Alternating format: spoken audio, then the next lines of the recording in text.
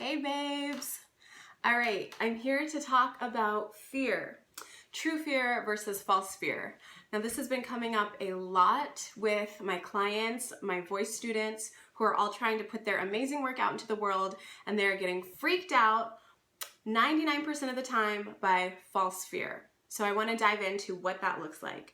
So we all have these amazing minds, amazing spirits, amazing bodies that are always trying to help us. And they're not always helping. So we have our ego side, which is our fear-based side. This side of us always is trying to protect us.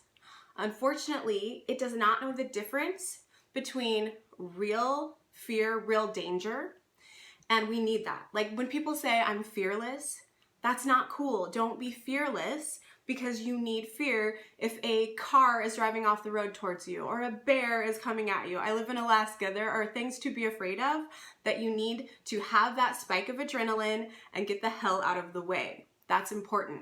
And that is true fear. And that's there to serve us and to protect us. Now the problem is that part of us doesn't always know the difference between a stressor from a real danger versus a poem we just wrote that we want to read at an open mic. It thinks that that's the same. It thinks, oh my God, you've never done this before. I can feel you getting stressed out. Don't do it. 100% don't do it, because just like that bear, you might get killed. You might die reading your poem. Now, no one will be harmed when you go read your poem at an open mic. And it's really important that we figure that out and that we talk down that side of us that's trying to protect us, but is actually holding us back from being the ultimate epic human we are here to be. So I have literally talked to my fear, to myself, which sounds crazy, but it helps a lot. So that's one thing you can do. When you feel those, when you hear those voices pop up, you have those feelings of fear about anything new. And for those of you that are really amazing people that are going out of your comfort zone a lot, that love to try new things, that love to push your own limits, you probably feel this all the time. And what you know by now is that every time you feel it and then move forward and still do the thing you're afraid of, you survive.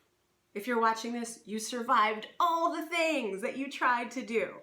Okay, and each time we get stronger, we get more confident, we get more competent, and that cycle continues on. So it's really important to go out of our comfort zone. It's really important to stand up and say, you know what the heck, I'm gonna do this new thing. If I fall on my face, big deal, I just did something cool. Next time it's gonna be easier. Next time I'll be more prepared, yada, yada, yada. Okay, so we can talk to our fear. Here I am, I have decided I'm writing a song, I'm gonna go perform it in front of 50 people. I start to freak out because I've never done that, let's say. So here's how I talk to my fear. I say, thank you. Thank you so much for showing up. Thank you for caring about me and wanting to protect me. But I don't need you right now.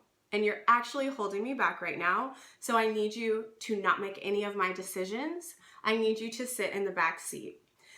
Elizabeth Gilbert, she wrote Eat, Pray, Love, but she wrote a much more amazing book called Big Magic. Please go read it. She talks all about fear and creativity, especially if you're a writer. It's just right up your alley. But she has amazing insights about this. So some of my examples are born from this book, Big Magic. So she talks about never letting, like the metaphor of being in a car. You never let the fear sit in the front seat. It doesn't get to pick the snacks for the road trip. It doesn't get to pick the radio station. It doesn't get to talk. But you don't kick it out of the car. It can be in the back seat. Or I like to think of it like strapped onto the roof of the car or in the trunk, because I might really need it. There might be some danger and I need to feel that fear and get that adrenaline and haul ass or whatever. But it cannot make your decisions. Your fear cannot make your decisions, or you will stay small and stuck.